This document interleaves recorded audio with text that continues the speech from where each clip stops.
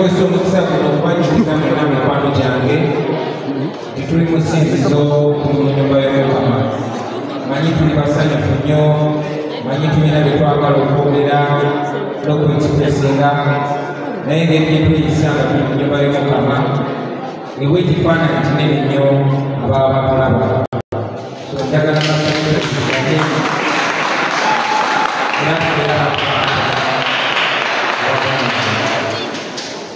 mukadde waffe Reverend Father n'abatambuzi abamuyambyeko, bakulembeze bannange Ssebo Mmeeya Munenyama, Nyabo Sipiika w'ekibuga kyaffe Kampala, atwala aba artist Head of Arts and Entertainment for National Youth Platform Kulumubyange, muganda wange Mansur Sema Gwaitakingi Saabone, atwala abayizi mu kibiina kyaffe Comrade Music David, muganda wange era nga akulembeze munnange Oluseegi Moshi, mwanyinaze nyinako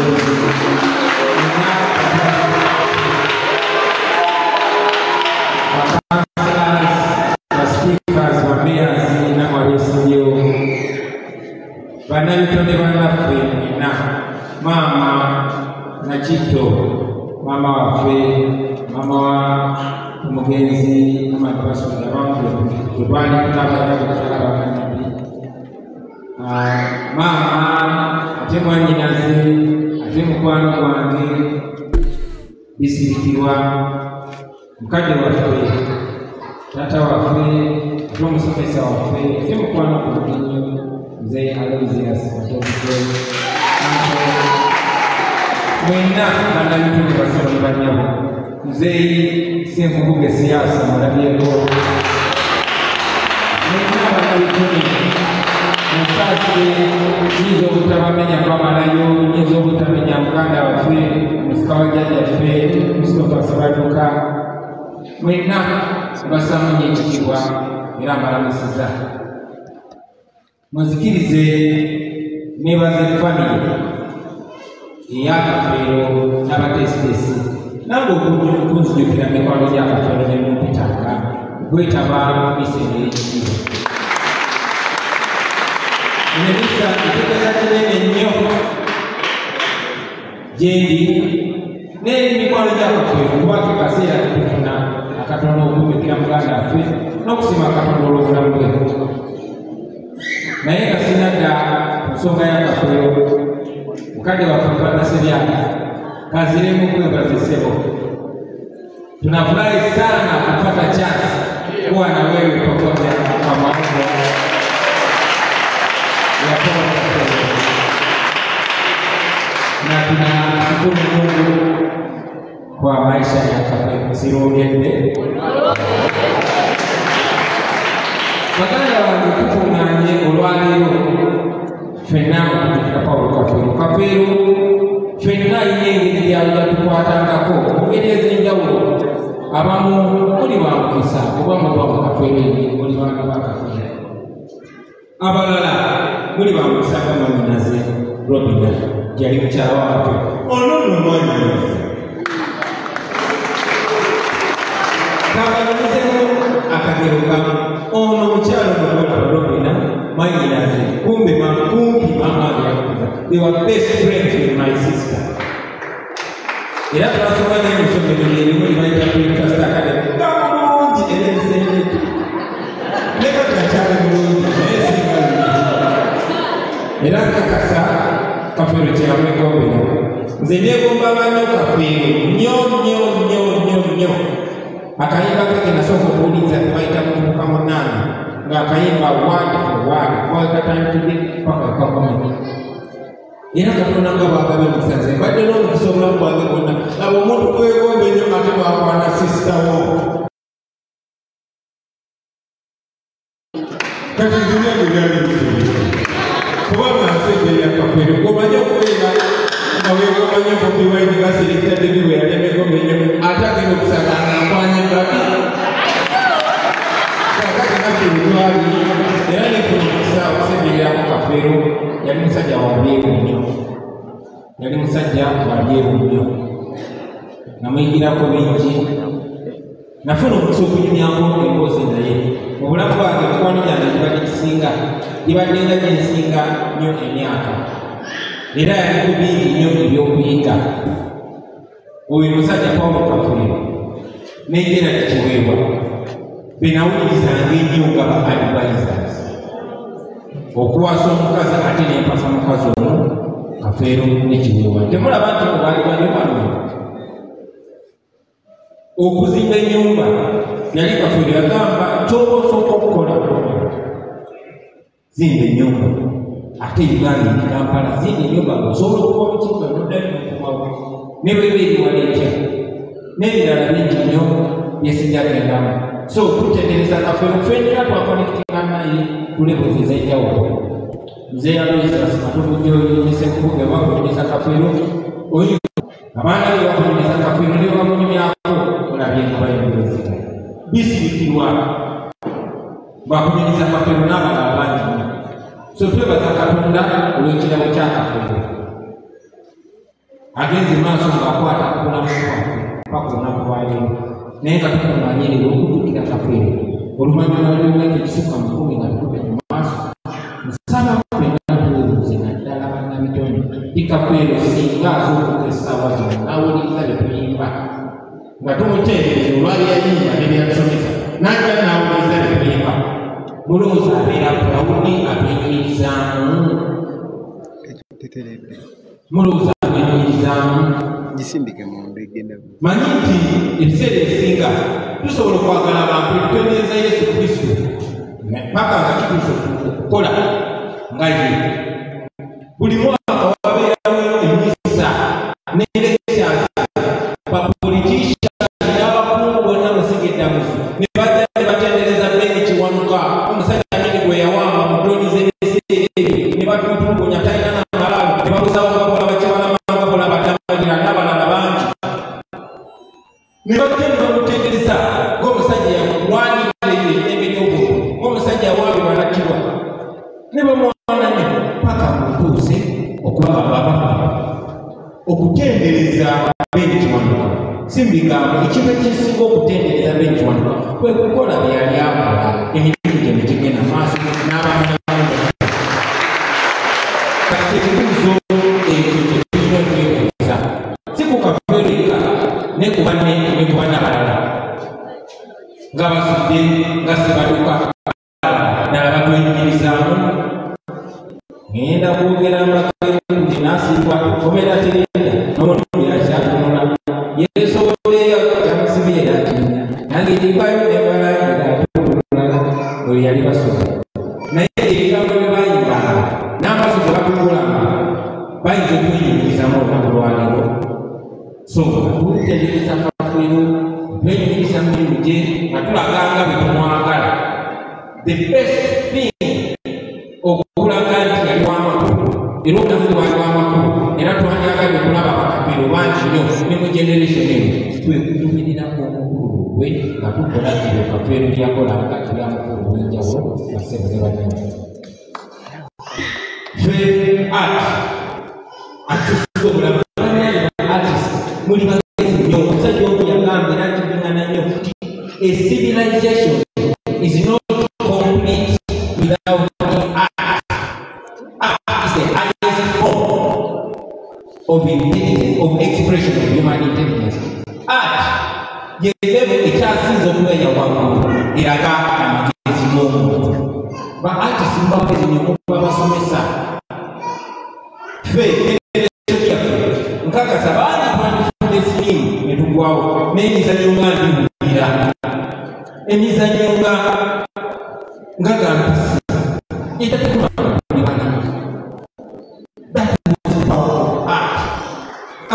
twandibadde genzi nga twafadda ati wenaku zino agenda kutacalinga kyabala banamu era bebanakuka mu myaka gyaffe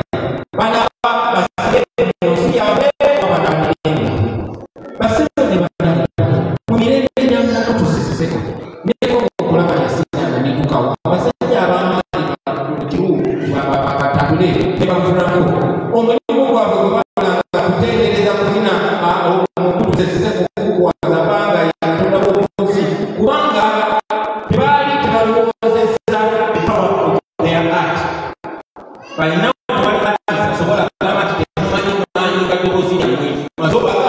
nzeesekubuga emizannyo gyabwe gambudi ndiwulira yensonga lwaki tetwakwasiringi generation yaffe teyagala okukuza akisaba omulembe gonna mulabandakakemba bomulembe n'abalina amaloboozi ebigambo byammwe n'ebikolwa bitaasa generation eddako bitaasa eggwanga lyaffe okusaanawo gye tulaga mulabanyo muwuliriza bulungi okuwulira kwakwagaana ensi yaffe tujagala mukimanyi nti wagenda kubeerawo 2040 ne 2050 ate nga bamujja kwabalamu mpozi mujja kwabalamu naye ensi ki twagala abaana abakata baleka bakulimu wajja kubeerawo tendera namulaba ekyetako nitwatukamuzi tikoyogera amazima bulubagamba ofuzi byabufuzi naye osanga oluyimba lwakafe olwogera ku mbeera tugamba nti katolomona byabufuzi lwaki kubanga abatufuga baamanya the power of your voice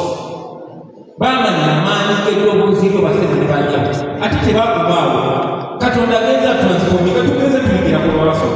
nomanya nti osobola okwogerera ebintu ebyamaanyi naye nga muzibu waffe gwakyogeddeko ate tetwafuna omukisa ne tumukirawo nti n'okusoma bw'osoma ate obeera mwogi nnyo ensonga lwaki muba ati bwe twazaalibwa bakafeero nga tebatulabangako babasuge nga tebatulabangako naye ne batuzaala nga bayita manyi mu kyalo ne tubeerawo ng'ogamba abadde basomesa simulabangako naye nze ndibasombe eno gende emirimu gyabwe gyejatuusa kuletero naye ate ffe katonda n'atuyamba ne tubanga tufunye omukisa gwe bataafuna bo tebaabeerawo ku mulembe gwa intaneti bo tebaabeerawo ku mulembe gwa bwabufumu bwe tulina nekirala tebaafuna omukisa kusoma nga bwe tusomye ensonga lwaki muffe mummwe ab'enyooma katonda bwe yajja ate asingira ddala okwenyooma nga yenze katonda era ayogera naffe buli wolabanga katonda aleese omuntu gw'osinga okunyooma oba asinga okwenyooma namuteekawo abeera communicatingira mmwe mwenna mwenna nti nammwe temuba wansinga bwemulowola naye ekyo kifo kyotukula amaaso fyonna tuyimuka netandika okwerongoosa olw'omujenjo oguddako abatufuka batusookayo ne bafuba okulaba nga batwawulayawula ne bafuba okulaba nga batukyayisa okutegeera nti ne betwayimbangako emyaka egiyise ate netandika okubyewala n'ennyimba ezimu zetwayimba batoogera amazima netandika ozewala bwe twogerera baganda bano ku mulembe guno singa kafeera abadde muyimbi mulaba abo bayambadde okufaanana ayambadde atya ayambadde costume naye singa kati kafeero naye ali ku disiki yakwata banga bagamba ayambadde byamagye nga tuli wano nga tuli okusalira kafeero ba artist banange njagala bategeeze ti order paper efulumye baagala bafulu baleeta etteeka erikkiriza amagye okujja ne bakwatakwata bino n'amagye ne bakusiba emyaka gyonna gye baagala ekyo bakikozesa okuziba emimwa gy'abantu kubanga bakutwala mu kooti ey'abantu ababulijjo omulamuzi aba wantu wa bulijjo oyimuka ne weewozaako ne mu kooti y'amagye tewaliwo yonomu era gwalonda gwateekawo era chief justice mu kooti y'amagye ne mwami Museveni so osangibanga weenyigira mu nsonga zonna ezagala okukyusa eggwanga mu ddembe mu mateeka ng'amateeka bwe googera bakwata ne bakusuula mu ki mu kooti masho olunaku lwaleo enyotesingali mu kooti masho ne tebannayisa teeka eyo babalagiriza tuubirira ne muganda waffe nabantu bamuwambe tetumanyi gyali looyo owamanya tuli busonga gwe bayita muli omuddo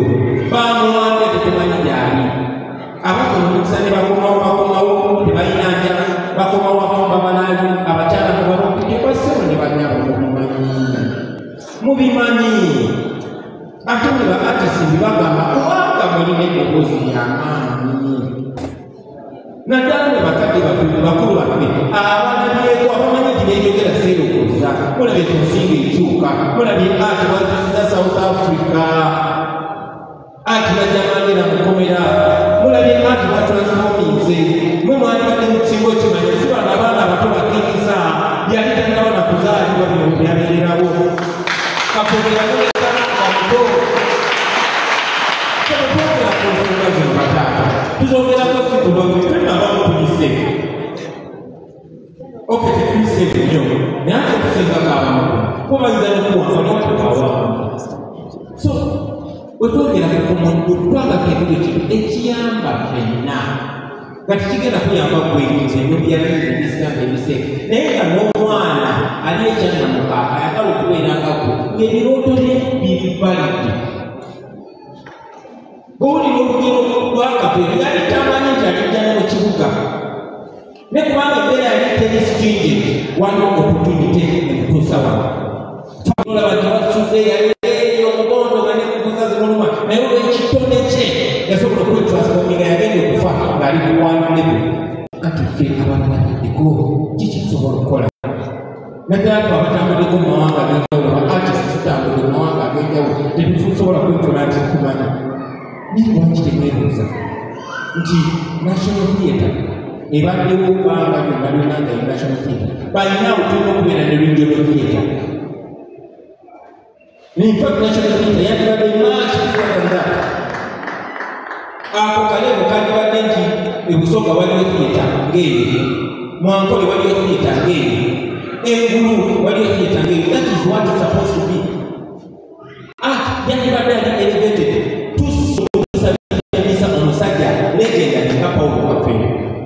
naye nga bwogedeko mwana tu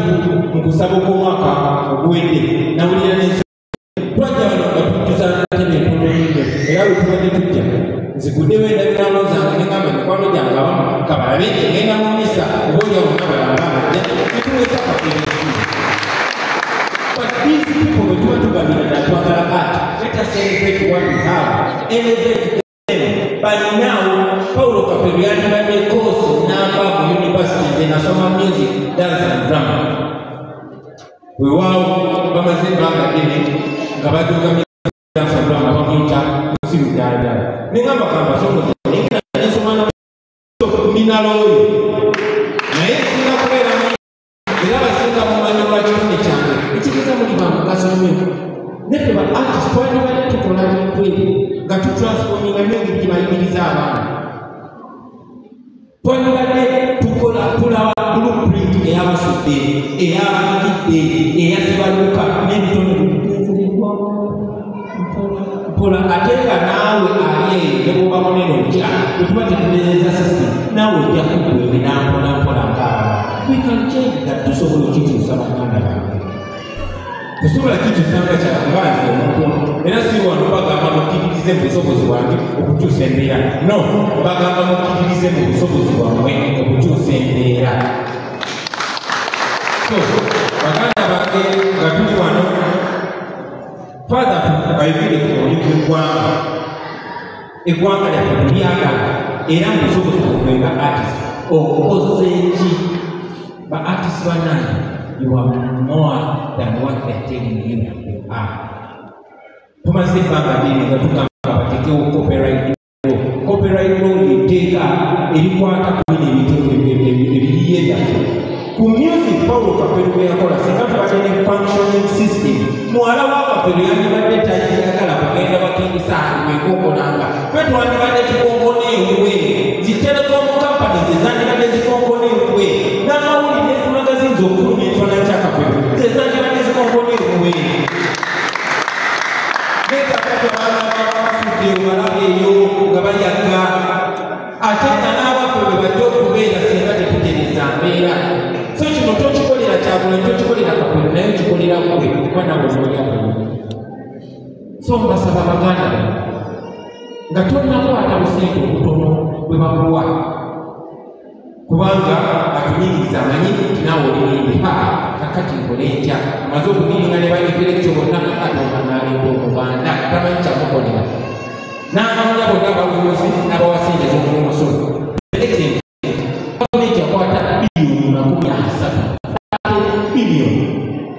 nezigabira ba artist okukakanya ba artist bagala teeka ibagagawaza si bano abooliwa bikokuŋŋaanyisa naye nanaye kaseesi abenefitinge mu sisitemu gyoba otaddewo kuyamba jasi myezi ebyo naye yange okubeera n'obubeerera bino tubyogerako bwogezi baganda bange tweddeko omusango era amagezi batukayagamba mulyetugamu ekaga omusango gwejjeeko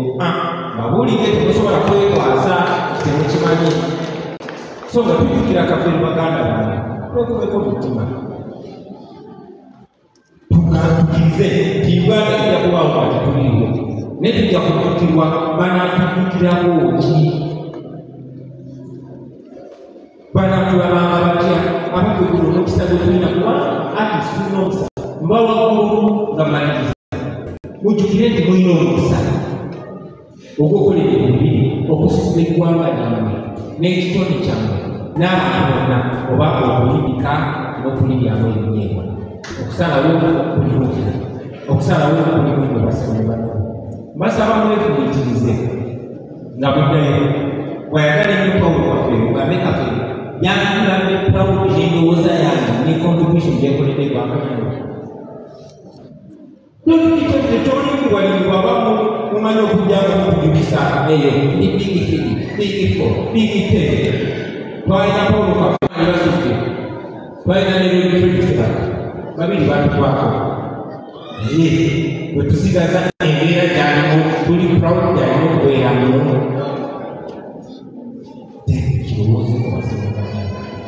saagala kwogera ku bibamu mabeka njagala gawa kulima lwade ssuula bino ebintu bisobola okutereera era bigenda kutereera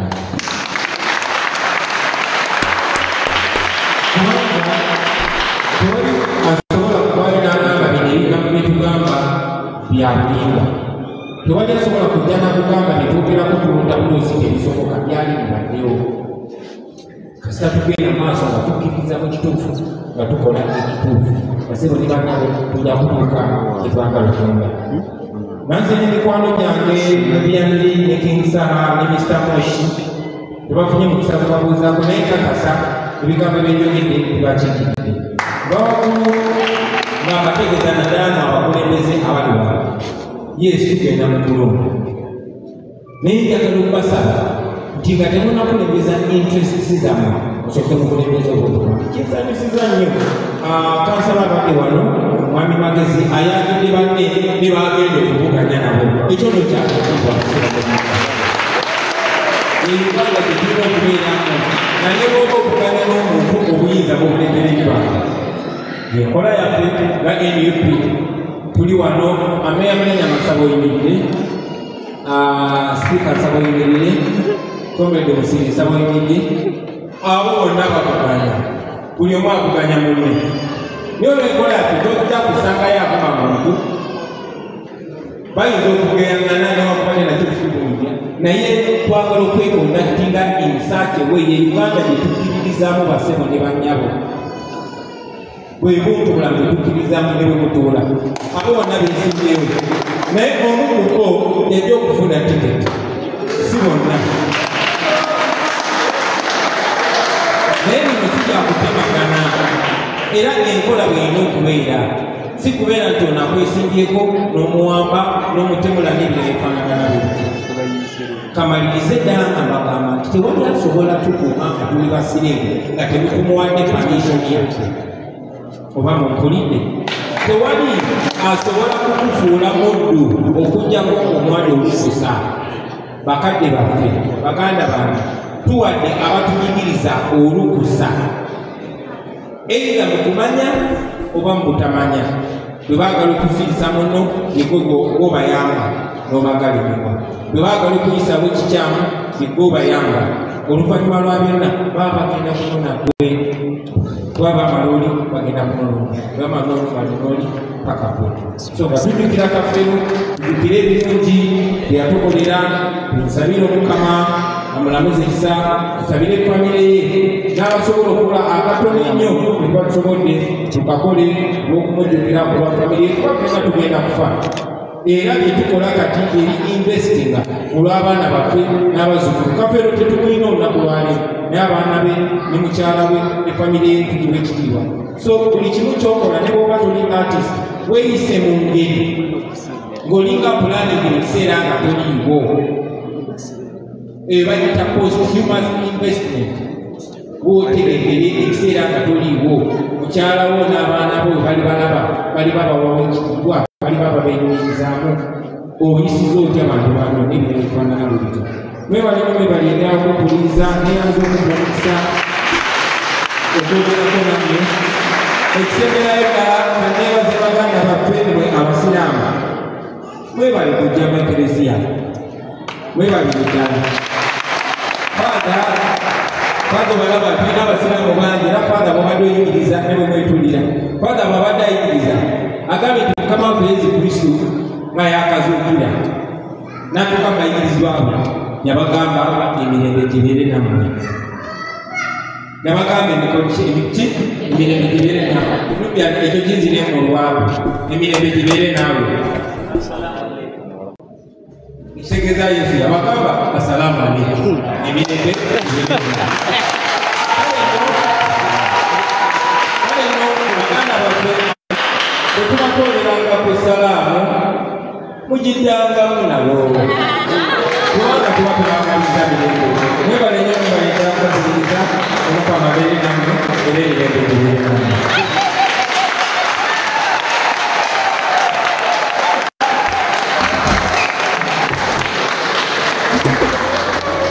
Teri kwogera kulala kaakano tulina okufuna okusenga omuganda aba agenda okunywa butuzi asooka n'anywako wansi abeera jjukira tukola abaana kale yoyo President Kyagulanyi Ssentamu Robert Bobi Wine ebigambo abigambye mu mukolo ogw'okuba mu kusaba okw'okujjukira muganda waffe kitaffe mukwano gwaffe mukwano gw'abangi omugenzi Prince Paul Job Kafeero eyava mu bulamu obwensi olwaleero giweze emyaka 18 yava mu bulamu obwensi bukyangazikibwa kati misa yakusaba yakumujjukira era nga abantu bangi beetabye wano e Makindye okulaba nga bajjukira muganda waffe Paul Job Kafeero. Kanze ebigambo byaffe President Kyagulanyi Ssentamu